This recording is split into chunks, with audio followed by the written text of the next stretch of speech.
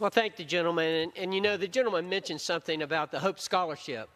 Zell Miller was known as Georgia's education governor.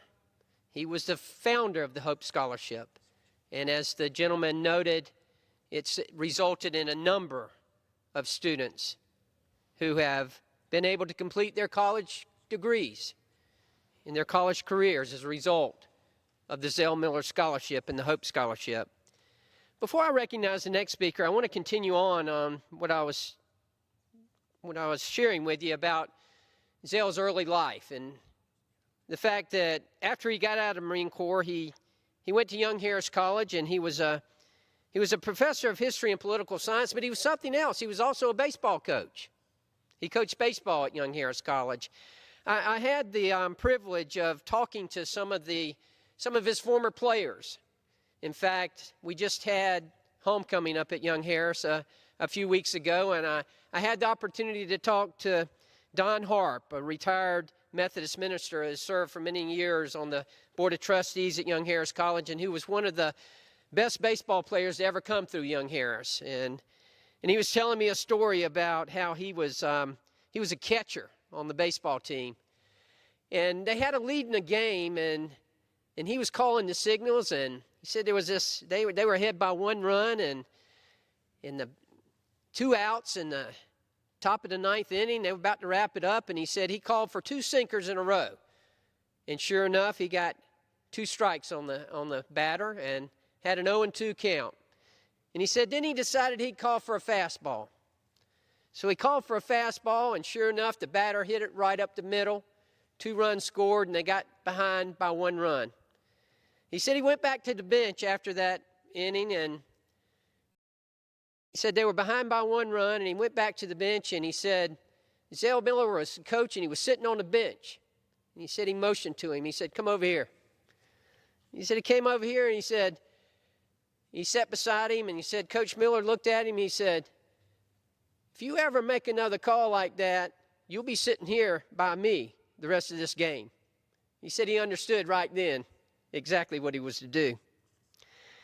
I also remember talking to one of my colleagues that I served with in the Georgia State Legislature in the Georgia House, Mickey Chanel, who played baseball for Zell at Young Harris College. Mickey was from Greensboro, Georgia. And you know, Mickey told me, he said, I didn't get to play very much. He said, but I remember this one time that my dad traveled up to see me play, and Zell knew he had come. And he said, Zell let me start that game because he knew my dad was there. And I could tell how much that meant to Mickey, and he'd always remembered that. And that's just a glimpse of what we're talking about when we're talking about this great man, this great Georgian, this great American. You know, in his early political career, as I mentioned, he was a mayor. He was mayor of Young Harris. He held that position for 2 years, and then he was elected as a state senator. He represented the areas up in North Georgia, Towns County, Union County, Rayburn County, as a state senator. A few years after that, he took a leave from his teaching responsibilities at Young Harris College, and he actually went and he was executive secretary for then Governor Lester Maddox during the time that Lester Maddox was governor from 1968 to 1971. And during the 1970s, Zell Miller was twice named as a delegate to the Democratic National Convention, once in 1972 and again in 1976. In 1971, he was appointed as executive director of the Democratic Party in Georgia, and he served in that capacity until 1973, when he became a member of the State Board of Pardons and Paroles. And he served on that board until 1975. And then in 1975, Zell Miller became lieutenant governor of the state of Georgia. And he actually held that post longer than anyone has ever held that post. He held it for 16 years. In 1980, he ran for a statewide office. He ran for the United States Senate, but he lost in the primary to then the incumbent Senator Herman Talmadge. Over the next 10 years as lieutenant governor, he really worked on his leadership skills. He was presiding as lieutenant governor. He was a presiding officer in the state Senate. As I mentioned earlier, I had the honor and privilege of serving in the Georgia State Legislature for 10 years. And the stories that we heard as members about Zell Miller as the lieutenant governor and the famous Tom Murphy, who served for so many years as Speaker of the House of the state of Georgia, and the battles that those two would have. Zell as the leader of the Senate and Tom Murphy as the leader of the House. The stories are still told in the Georgia State Legislature, the Georgia State Capitol, about the battles between these two giants of Georgia politics. You know, in 1990, Zell ran for governor of the state of Georgia. He was in a tough race in the Democratic primary. He faced Andrew Young. He won that primary. And then he was elected. He was elected as governor of the state of Georgia, actually defeated Johnny Isakson, who now serves as our senator here, our senior senator in the United States Senate.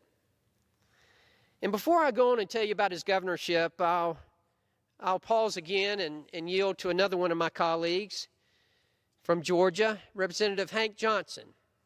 Let me start with Representative David Scott. And I'll have a story to share about his brother-in-law in just a minute, and Zell Miller. But I look forward to hearing about him because I know he's got some great stories about. Give him hell, Zell. Well, my friend, you've got that right. Zell Miller was my friend, my partner, and my mentor. You know, I got into politics quite a little bit early, just as I graduated from the Wharton School of Finance, University of Pennsylvania, and landed in Atlanta. 2 years later, getting down here, you mentioned Andy, getting in his campaign. And then 2 years later, there I am, winding up in the Georgia House of Representatives. So my story intersects on so many different angles and ways with that of Zell Miller. And I can truly stand here and tell each of you that I truly loved this man. And I still do. And I would not be standing here as a member of Congress if it weren't for that friendship, that partnership, and that mentorship with Zell Miller. Let me perhaps, I think, as I tell you about this, I'm thinking of a scripture that best sets the story for this great man, that evolves everything, the history and the steps, the many positions, all that he had done. And you know, before I get to that scripture, Zell Miller helped me. I mean, I got there as a young person. I got over in the Senate. My two Senate office mates, one was Paul Coverdale, the other Julian Bond. I mean, and with us three, Zell Miller called us three his three horsemen. It was then that he was laying the foundation for that vision, for the Hope Scholarship. Zell Miller appointed me to be chairman of the Senate Higher Education Committee, first African American at that position. But more than that, he appointed me at that position